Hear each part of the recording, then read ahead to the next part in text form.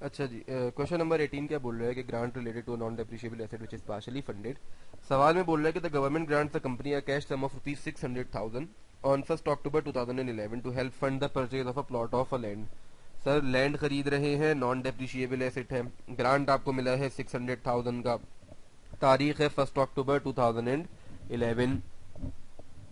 A secondary condition to the grant, primary being the purchase of land, is that the company must clear the land of alien vegetation।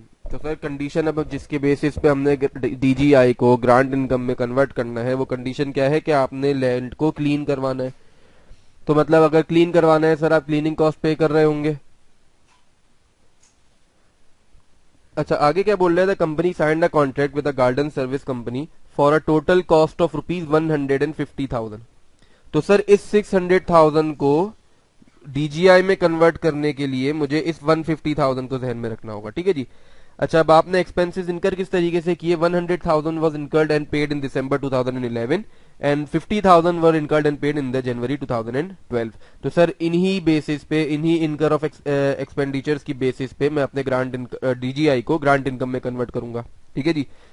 Entries अगर मैं पास करना शुरू करूं, sir first entry मेरी पास किस दिन होगी, जिस दिन मुझे ग्रांट रिसीव हुआ, 1 अक्टूबर 2011। 1 अक्टूबर 2011 की एंट्री मेरी पास होगी cash debit and DJI credit 600,000 से। सही है जी।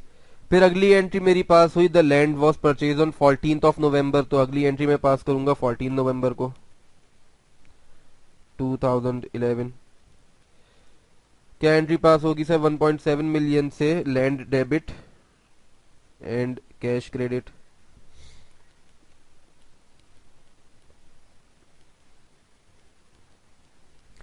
एक चीज सर आप लोग सोच रहे होंगे कि रिक्वायरमेंट में तो बोल रहा है कि the companies policies to recognise grant as a credit to the asset.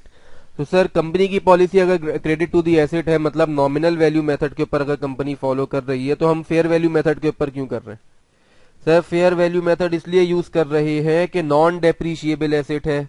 Non depreciable asset में आपको मालूम है कि फेयर वैल्यू मेथड ही फॉलो किया जाता है, नॉमिनल वैल्यू मेथड यूज ही नहीं कर सकते।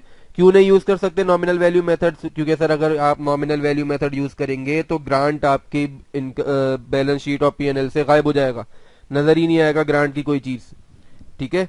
तो इसी वजह से आपको nominal value method in non depreciable asset allow ही नहीं है। अगर लेट से ये एसेट नॉन की जगह सिर्फ और सिर्फ डेप्रिशिएबल होता, अगर डेप्रिशिएबल एसेट आपको दिया जाता, तब आप नॉमिनल वैल्यू मेथड यूज कर सकते थे।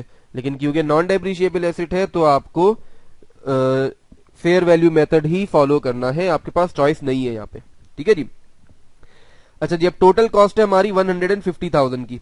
100,000 हम इनकर कर रहे हैं दिसंबर में, तो मैं पहली एंट्री पास करूंगा, अगली एंट्री अपनी पास करूंगा 31 दिसंबर 2011 को। सर डेप्रीसिएशन की तो कोई एंट्री पास नहीं होनी, क्यों, क्योंकि एक नॉन डेप्रीशिएबल एसेट है। तो एंट्री में पास करूंगा अपनी डीजीआई को ग्रांट इनकम में कन्वर्ट करने के लिए। इससे पहले मैंने एक्सपेंसेस इनकर किए, cleaning expenses, debit and cash credit. कितने से सर, 100,000 के मैंने एक्सपेंसेस इनकर किए, ठीक है जी। तो अब कन्वर्जन किस तरीके से करें, 31 दिसंबर 2011 को ही मैं एंट्री पास कर रहा हूँ DJI debit and grant income credit, ठीक है जी। अब इसकी रिकॉर्डिंग कैसे होगी, सर जरा ध्यान से देखिएगा। मेरा टोटल ग्रांट कितने का है, 600,000, सही है। इस ग्रांट को खत्म करने के लिए मुझे, इस ग्रांट को एक्वायर करने के लिए, इस ग्रांट को ग्रांट इनकम में कन्वर्ट करने के लिए मुझे टोटल 150,000 इनकर करने हैं, सही। इसकी बुनियाद पे ये 600,000 कन्वर्ट हो रहे होंगे, और मैंने खर्चा कितने का कर दिया इसमें से, 100,000 का। तो 100,000 से मल्टीप्लाई कर दिया, सिंपली मैंने 600,000 को इनकरिंग ऑफ एक्सपेंडिचर के रेशियो में ब्रेक कर दिया। तो 600,000 इंटू 100,000 डिवाइड बाय 150,000, मेरे पास फिगर आती है 400,000 की, सही है जी। इसी तरीके से 31 जून अगली एंट्री मेरी पास हो रही है जनवरी 2021 में, जब मैंने 50,000 का खर्चा किया। तो 30 जून, सॉरी जनवरी, 31 जनवरी 2012 को मैंने एक्सपेंसेस पे किए। तो cleaning expenses, debit, cash credit 50,000 से। सर टोटल मेरा कॉन्ट्रैक्ट पूरा हो गया, अब मुझे डीजीआई को ग्रांट इनकम में कन्वर्ट कर देना चाहिए। तो DJI debit and grant income credit. Sir कैसे करूंगा? दो तरीके हैं सर आपके पास। टोटल ग्रांट कितना रिसीव हुआ था? 600,000 का। इसमें से 400,000 ऑलरेडी आप रिकॉर्ड कर चुके हो, बचे कितने? 200,000। इससे आपकी एंट्री पास हो जाएगी। या फिर दूसरा तरीका आप यही वाला कर सकते हो क्या, कि 600,000 को नीचे लिख लेते हैं इस चीज को,